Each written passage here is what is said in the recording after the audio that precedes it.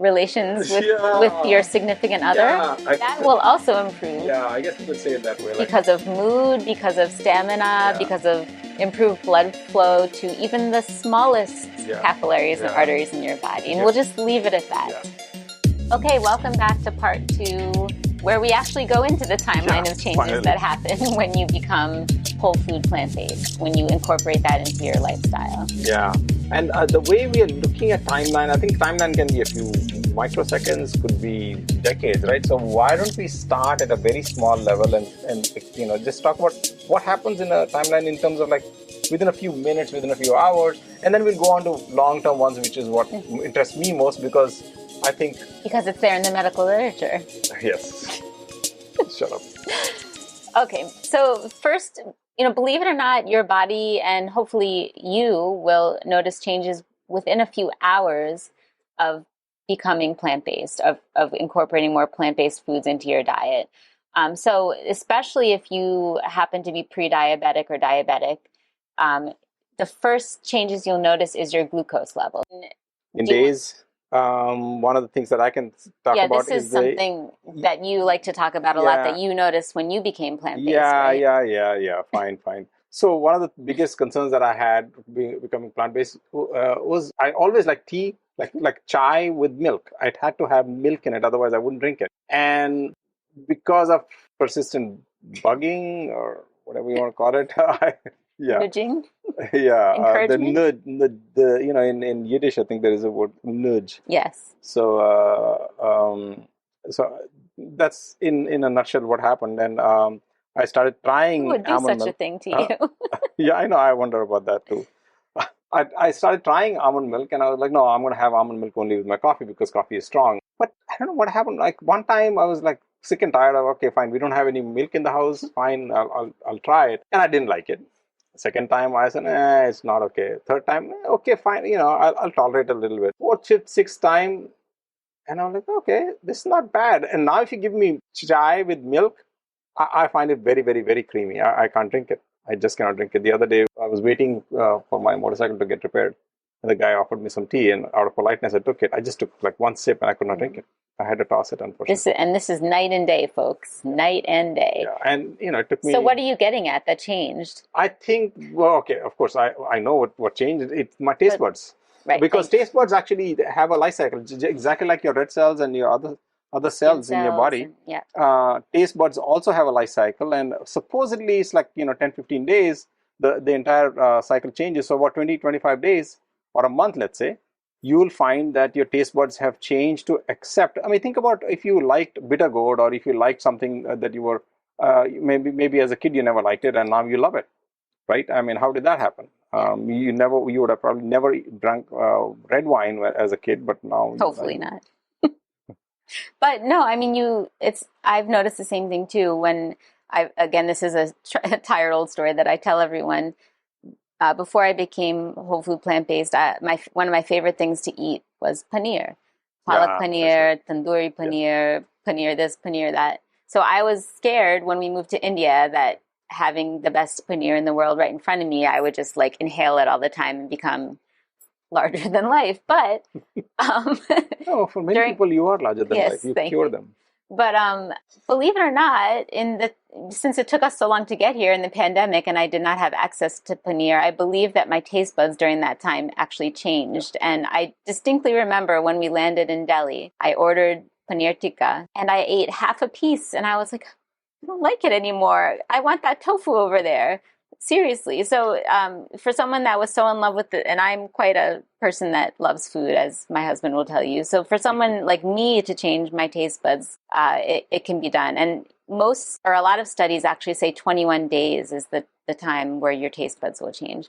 But not 20, not 19, no, not 21.3. Achha.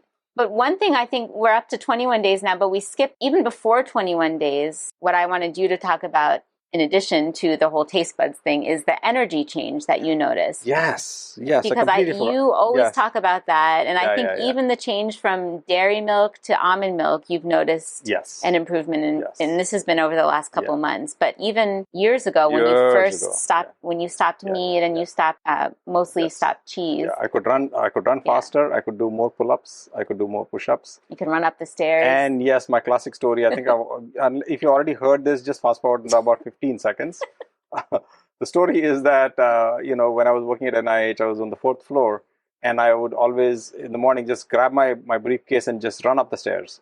And one fine day, this is soon after I became pretty much plant-based. My diet was pretty much plant-based. I ran up the stairs, opened the door, and I saw the entire decor had changed. And then I looked around and I said, wait a minute, this doesn't look like 4th floor at all. So I realized that I was on the 5th floor actually, not the 4th floor. So I was actually just used to the level of exhaustion. And as soon as that level of exhaustion my body would achieve, I would open the door and I would be on the 4th floor. And one fine day I got there and I was on the 5th floor, basically meaning that my body was not as exhausted when I was running up the stairs. So that was hopefully in less than 15 seconds. Yeah, and even now, I think you and I notice the change. So you can tune into our post-vacation podcast for more info. But when we were on vacation just now, or a couple months ago in Greece, we were, of course, eating dairy because you can't go to Greece and not have feta cheese, in my opinion. So I noticed a difference when we got back home to Mumbai, back to our regularly scheduled diet. I felt more awake in the morning and I had more energy to start exercising again, etc. So even just that short period of time of going back to dairy for a couple of weeks, you'll notice it. So it doesn't have to be over years. It can be over weeks. Right. That's true. Now, the one that I wanted to talk about earlier, which is about cholesterol. My cholesterol level. Yeah. So what's the timeline for that? I think it took like 4 months. I would say I've seen in my experience up to just after 1 month, cholesterol levels improve. So I think what happened in my case was we didn't test. Right. But if you were to test, and I've done this in my practice, after 1 month, you'll see a change. In the cholesterol. Actually, if you exercise and do whole food plant-based, you'll see an increase in fact, that's what we constantly watch out for in our patients. We look at their HDL cholesterol and their LDL cholesterol. HDL is the good cholesterol, LDL is the bad cholesterol. Yeah, high density lipoprotein and low density lipoprotein. So the LDL cholesterol, my cholesterol went down by 70, 80 points or something, ridiculous. And I know I say that no medicine can do it, but I know you tell me that maybe maybe definitely statins can do it, but they come with side effects. Yeah. So if you can do it naturally, why not? Yeah. So that's as far as cholesterol is concerned. Then after that, what? Like maybe another few months' time. What do you see a significant difference in weight? Because in my case, there was a small difference in weight. Wait, you forgot another thing that changed. Another medical tick box that changes within the first couple months is blood pressure. So but cholesterol I didn't have is blood there. pressure, so No, you didn't. But I'll in our physical clinic, you bring a patient back after 1 month of starting a whole food plant-based diet. You check their cholesterol and it's gone down. And you should check the blood pressure. And you have to be we always warn people, be very careful. If you are taking blood pressure medicines, a lot of times, and before we warn people, I would get calls in my clinic in the US saying, Dr. So-and-so is calling and he or she is feeling dizzy and lightheaded and et cetera, et cetera. Oops, I forgot to mention, if your blood pressure can become too low because you're taking blood pressure medicine and your diet has reduced your blood pressure. So you have to be super careful. You have to monitor your blood pressure. We're happy to monitor you as well, but that needs to be monitored closely because it can cause, some people are on 2, 3, 4 blood pressure medicines. Yeah, but don't scare people. Just say that it's a good thing. Of course it's a good thing. No, sorry. Yes, it's a great thing. I'm always excited to take people off medicines. Yeah, Throw that sound medicine as if, people are going to die. Oh my God. No, but okay, sorry. This is my American, I'm always afraid of something going wrong.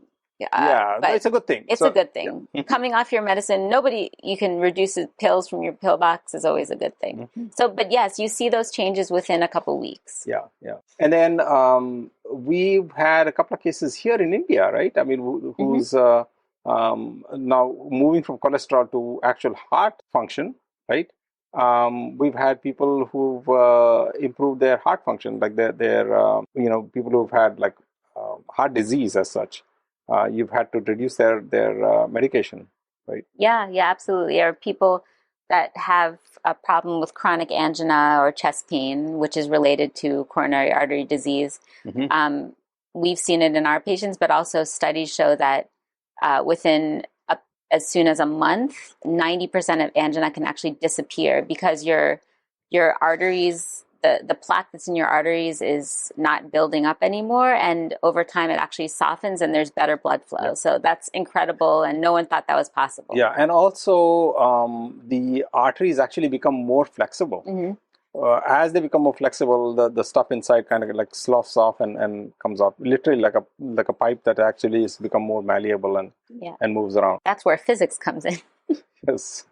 So yeah, we already started delving quite deep into diseases, but I think some of the fundamental things that our younger listeners might be more interested in, and that is things like skin conditions, right? I mean, I'm not going to mention my skin condition because there was an actual healing injury.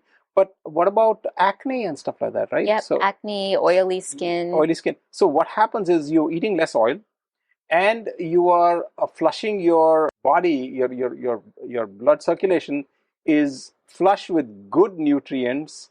Also drink a lot of water. So good nutrients plus water can literally, like a pipe, take all the crap out. And with whole food plant-based diet, you're not going to have that much oil in it. There's very little oil, so therefore less oil gets to your skin also, and your skin starts becoming clearer. I mean, we've seen a marked difference in our patients. We've seen it ourselves. Yeah, I just want to throw in that the other reason that, and we'll talk about this in a little bit, that acne improves is because a lot of times many times acne is also related not only to your oil intake, but to hormonal factors too. And there's less hormonal imbalance and inflammation. Especially for women. Right, especially for women that may have hormonal acne related to their cycle or related to PCOS, that also improves. But we'll talk about that's a little later on in the timeline. But one thing that you talked about young people, and it's really not just young people, it's everybody. We skipped over the timeline because you'll see this within a couple of weeks is weight loss. Yes, that's right. So that's within a couple of weeks, like 2 weeks, 3 weeks, and you start seeing a visible, permanent change in your weight. Yeah, and we tell people initially it may not be weight, it may be body composition. So we always encourage patients to take measurements. Take your waist measurement, take your thigh measurement, take your upper arm measurement. And even if your weight remains the same initially, you will notice that the inches come off. So whichever comes first, everyone's body is different, of course. Some people see weight loss first and some people see inches first. If people are not so inclined to use a measure tape, I guess they can wear see something how your clothes fit. The ones that they're already familiar with, they know, these jeans fit me this way, and I'm wearing it now, and wow, it's loose. Yeah. That kind of stuff. So, what happens in 2 months' time, let's say? After 2 months' time, I think we alluded to this, is inflammation in general goes down. So, unfortunately, animal-based foods have a lot of pro-inflammatory components.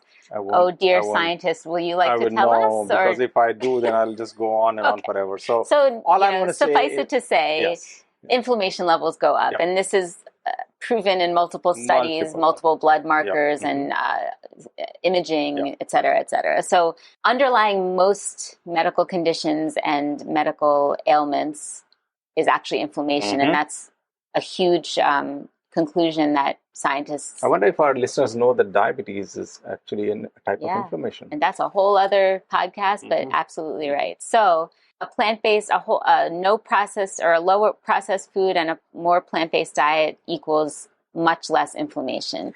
Inflammation can lead to joint pain. So many things. Joint pain, back pain, acne, GYN or gynecological issues, sleep issues, mood issues. Exactly.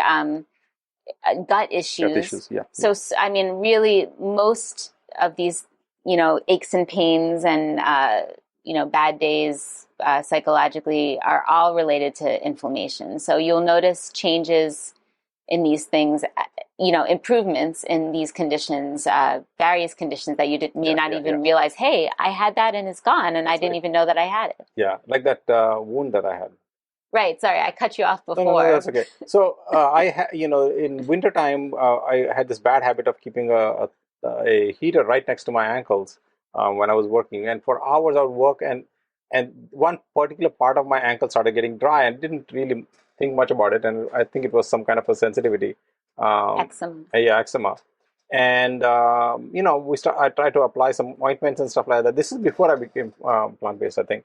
And then after like a few months, I didn't think it was not hurting or anything. It was just like a darkened patch. Didn't think much about it. And one fine day, I was wearing my socks, and I said, "Oh, I think this is where the patch is." No, it's maybe on the left-hand side. Yeah, he couldn't No, find it. He it's came not on and the asked right-hand me. side. And I was like, I went and asked Dr. Jenny. I said, "Do you remember where the patch was, left or right?" And it was a big, like about 5 inch diameter, big dark brown patch, and it's gone. Yeah, we couldn't find You can it. find it. And so obviously this was after you became plant-based. Yeah. That was the only change you had made. There were no creams, nothing else, nothing else was involved. So that was a good, very physical change that we noticed. Yeah. So what happens after about 6 to 8 weeks? What will you notice then? I think this is something that I feel you already kind of alluded to, anxiety, right? So generally, because your inflammation levels are down, you won't believe this. Like when you wake up in the morning, and I personally noticed it, and I think some of our patients have also said this, that they wake up and they just can almost sit up right immediately and like be ready to tackle the world. I mean, there's like so much stamina. They have more energy to take on the world and do stuff that they want to do, rather than, oh my God, let me get up, let me wake up. Yeah. Even today, I mean, I'm just thinking, like, I got up, you said, oh, it's time for the kids to wake up, and my duty is to just kind of like, shove them into the shower, cold shower, no, not cold shower, but We're not that mean. into the shower, and I just jump up and do it, because I don't think that, oh, let me get up and my back is hurting, right. my knees are hurting, or nothing of that sort. Just wake up, and I had a very restful sleep. Wake up and boom, Yeah, sleep is something we didn't really mention, but your sleep will improve because your body's able to relax faster. There's less of those offending hormones that affect your mood and make you think about everything you need to do before you go to sleep. This is about 6, so what? Yeah, we're moving on. 3 to 6 months. But the stamina reminded me, and sleep reminded me, there's something to be said about, how do I put this? Relations with your significant other. Yeah, I guess that will also improve. Yeah, I guess we could say it that way. Because of mood, because of stamina, because of improved blood flow to even the smallest capillaries and arteries in your body. And we'll just leave it at that. We'll leave the rest to your imagination. Moving on. And then finally, what happens after about a year? I think we kind of talked about it earlier. I guess the small changes you start to see in plaques and your peripheral and coronary arteries and cerebral arteries start to improve more dramatically. And this can actually be seen in catheterization stress tests, this sort of thing. It can actually be visualized. That's the change that is seen. And the exciting, there's a lot of research going on now. I can't believe I said research. I will not go into that, but just know that scientists and doctors are shocked at the changes you see just by changing your diet. So, and then finally, along the lines of research, do you want to talk, just say your one little snippet for the last couple years? So, believe it or not, now this is, they say that if let's say, for example, you've given up meat 5 years ago, and you are, at that time, you were 40 years of age. When you 5 years later, after, giving up meat, your physical, your body age has gone back basically the same number of years as when you stopped eating meat. And that is the observation. The way it happens, and I'll do this really fast. There is something called telomerase. This is an enzyme that, so your DNA, when you have cells growing or multiplying, what happens is your DNA has to be separated out, and then they it's like a zipper that separates out, and other copies of the zipper combines and makes another. So now it goes from 2 to 4, so instantly, right? So by doing a zipper-like mechanism. Each time this zipper-like mechanism is used, what happens is the ends are kind of like, it's like the thread, the woolly part of a thread, or if you take a wool piece of wool that comes out from a sweater. Both ends are fuzzy. That's exactly what they're unraveling. That's exactly what our DNA looks like. DNA and RNA, both of them, they look like that. So telomerase is an enzyme that but basically starts to shorten the DNA. So the shorter the DNA, the fuzziness starts getting it speeds removed. up the unraveling. It speeds up the unraveling, and you start aging faster. With a whole food plant-based diet, they've shown that the fuzziness of the DNA remains more and more intact. So that tells you that it's not anti-aging, or it's not reversing aging, but I think it's almost slowing like down. It's slowing it down. It's actually slowing it down. And there's more research going on about this. It's very, very cutting edge research. Really interesting and cool. Yeah. I'll shut up about telomerase. I think we've rambled enough. I just want to mention, it's not like whole food plant-based is perfect. Perfect. This is what we need and blah, blah, everything is gone. There are certain things that you need to do, right? Yeah, so there's some things that go away with time and some things that you need to continue. Yeah, so do you want to elaborate on the things that that will go away? The people, need to be aware of? Well, yeah, I mean, since we're talking about the timeline, there's a couple things that not everyone notices, but some people may notice when you're adopting more plant-based foods into your diet. The first thing, this is not, it's probably about 50-50. Some people will experience better bowel movements. If you were someone that tend to be constipated, you will notice that, hey, this is great. I'm feeling better. I don't have to sit in the bathroom for so long, and I'm more comfortable, blah, blah, blah. Unfortunately, temporarily, the other people that maybe tend to be more on the typical bathroom schedule will now notice that they may have bloating. And maybe even some loose stools, some gas. That is possible because your body is adjusting to the significant increase in fiber that you're taking in by eating more plant-based foods. So it can be uncomfortable, but we ask you to just give us about 2 weeks to push through that, and you'll be okay. There's an Australian study that proves that they did a placebo versus I think I've done a video on that. Bloating and gases because of chickpeas and stuff like that can go away. Absolutely. It's I think you and I have experienced it ourselves too. And so that's one thing. But again, it goes away. This is absolutely not permanent. And then the second thing is, I think, again, we talked about it, but whenever you eliminate a food or reduce a food, you will crave it, right? So that as your taste buds change and as your mental health improves, you will absolutely. Can I say something about that? Sure. So, for example, when we went to Greece, right? Yes, there is craving, and I don't know how you manage it because maybe it's so far out in your memory that you don't even think about it. I love, for example, octopus, right? I mean, the last time I had octopus, octopus. Sorry. Okay, fine. Not everybody likes octopus. I like it. I did used to love chicken, though, so you can use that as an okay, fine. You used to love, but you don't do what I do, right? So when the last time I had octopus was last month and a half ago in Greece. I took a small piece of octopus and ate it to satisfy my craving, and I'll probably have octopus, I don't know, another 6 months time or a year's time. It's okay. So that's just one way of that's one way of dealing with the cravings. Yeah, you can deal with it. Yeah. But you are also one of the most disciplined people I've ever met. So if someone's like you, that's fine. But for some people, it can be a slippery slope too.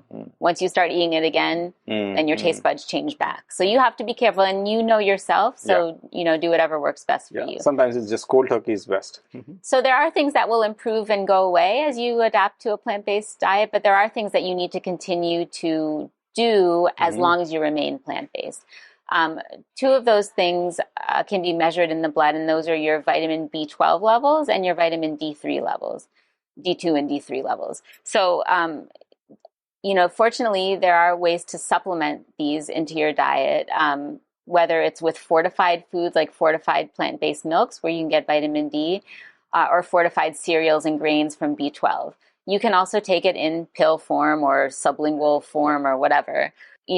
We don't like to hail the supplement world, but please get in touch. Choice. Yeah, there is a choice because B12 is made by only 2 entities on this earth. And I said this again and again in many forums, many places, a type of bacteria and a type of seaweed. Right. So if you're not a seaweed or that bacteria, you need to ingest it. Whether you are a cow or whether you're a goat or whether you're Exactly. whoever you are, you need to actually. Yeah, I think a lot of people think that B12 is found in meat inherently, but that's actually not true. No, it's from the I hate saying this, but a lot of it is coming from the feces of the cow or whatever, goat or something like that. Okay, what about D3? I mean, I think we've with that B12. Yeah, I mean, I think unless you're spending 100% of your time outside in the sun, which is, I guess, impossible, most people will be D3 deficient. So, like I said, you get it from an outside source. Because when we were tree dwelling, we were very dark and we were absorbing all the D3. So our bodies have evolved and we don't absorb it as well. And there are certain populations. No. Our bodies have not evolved. Our lifestyle has evolved. Yes, sorry. Whatever you say. Okay, moving on. So you need B12, you need D3. Yeah. I want to give an anecdote and an example. A lot of people associate veganism and vegetarianism with iron deficiency. Please take an example, our 4-year-old son, who has been vegan his whole life with the occasional strawberry ice cream thrown in. That's a whole other story. But he's 99.9% vegan. We just had his blood test done. He does not take any iron supplement. And he is the most beautiful CBC, complete blood count, and perfect that I've ever seen. So 5 stars. Iron deficiency anemia in most cases is not associated with plant-based diet. Moving on. Yeah, I think we've given them enough information, I feel. Yes. But, the next thing we should really talk about is, before we do the next thing, we should give them a summary about what we're talking. Yeah, let's do that. So far, because we've had some good feedback about our summaries. Yeah. So since we ramble so much, let's summarize. So in part 1, we talked about the different types of diet and lifestyle changes that are kind of without judgment, that are in vogue right now, and what the differences and similarities of them are, just so you know what actually a whole food plant-based diet is, particularly how it's different from being vegan. And then we talked about what a whole food plant-based diet is in terms of components. And then in part 2, what we did just now, we essentially went through a timeline of how your body and mind changes when you adapt for the better to a whole food plant-based diet. Yeah, I think, and then we also talked about what are the kind of supplements that we really need, like B12 and D3. What a plant-based person and needs. Some of the other issues with plant-based diet, like, for example, bloating, constipation, which do get better. But overall, social life, we didn't hit that. Social life, we should talk, like, people are reluctant to be plant-based because they say, oh my God, I'll not be able to socialize. That's not quite true. I mean, we socialize. I think we're not social outcasts. So, and we can give you hints about exactly how to go about that. If you want that hint, I just remembered, if you subscribe, you get that little hint sheet also. Yeah, how to be a ninja. That's right. Yeah, a health ninja. Bingo. Just go to our website, circeehealth.com/podcast, and you'll see a button that says subscribe. Present your email address, click that button, hit subscribe, and instantly you should be able to get the worksheet. And I just want to say, having a slightly disrupted social life when you first become whole food plant-based is not specific only to that. Anytime you start a new diet or lifestyle change, it's going to be a little difficult to adjust. But we're humans, we can adjust. So now that we've talked about the timeline and what the diets entail and stuff like that, I think our listeners would probably want to know, how do they get there? Nahin? Yeah, I think so. So how about we do the next episode on how do we get from point A to point B, like from some tips, whatever their state that they are in. Maybe you can help them. Sounds fabulous. Okay, let's do that. All right. Thank you, guys. See you then. Bye. Ciao. We really hope you enjoyed our conversation. Can you think about one thing or an idea that you can start to introduce into your own life that will help make your life healthier and less stressful? If you enjoyed today's episode, we'd really appreciate it if you can take a few seconds to share the podcast with your friends and family. Thank you so much for listening. And always remember, your health is literally in your own hands. Making lifestyle changes is not an easy task, but we promise you will be aptly rewarded with a long, healthy, and disease-free life.